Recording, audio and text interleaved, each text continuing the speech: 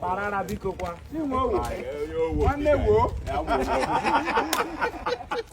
You know na brack and brack. I'm not brack and You brack, you brack. I'm up time express. Because now I'm success. Okay. One confess is Yana. Yeah, alright. I beg you don't take offense. Being Igbo ref. Odogu. I'm tired. I'm tired in call. Blanket. Boy, gauge. My ancestors. Yeah, happy to see our ancestor.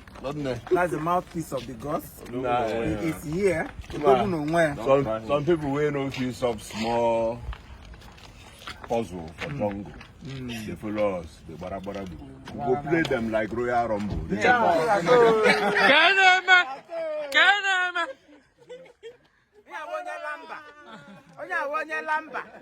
So if you didn't know him, you didn't know anybody, didn't you? Did.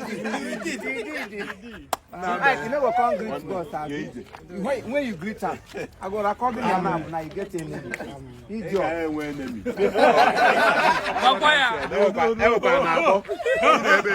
Guy. About him with ego.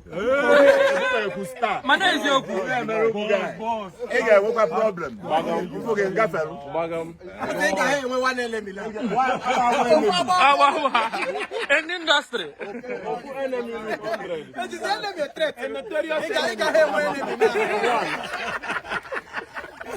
Maybe say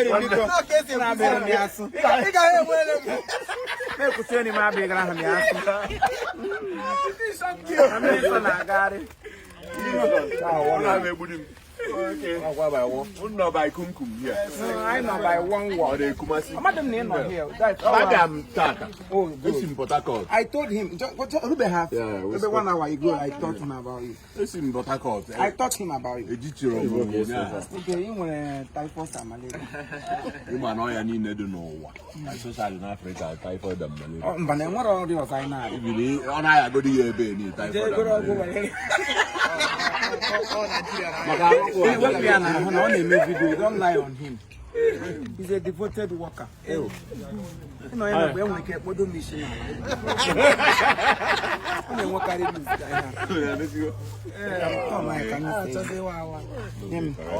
What is it?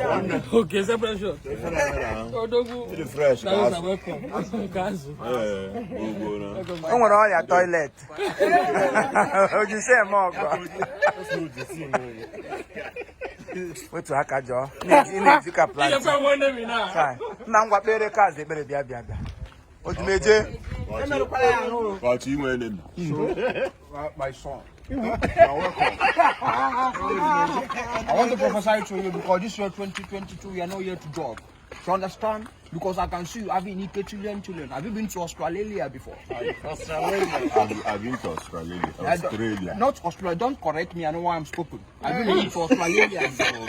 I can see you in Malaysia. Have you been to Malaysia? No. I can see light in your life. So anyway you are sick now, make sure you are putting your hands under your sickness. Oh my God, I need more.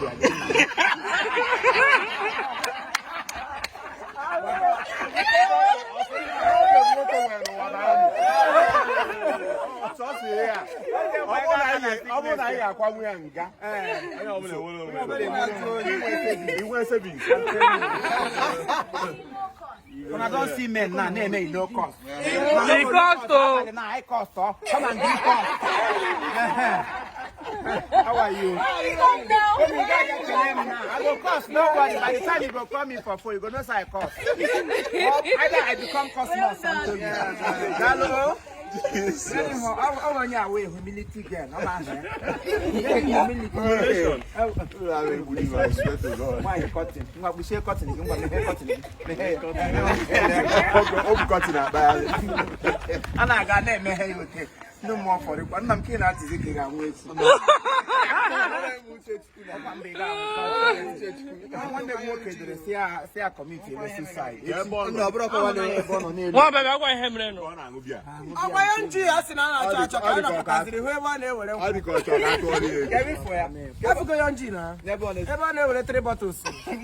SND me a message na WhatsApp.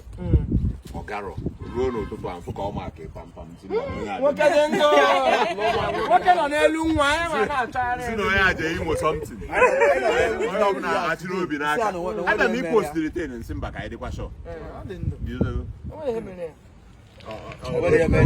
o ji ọnwa anyị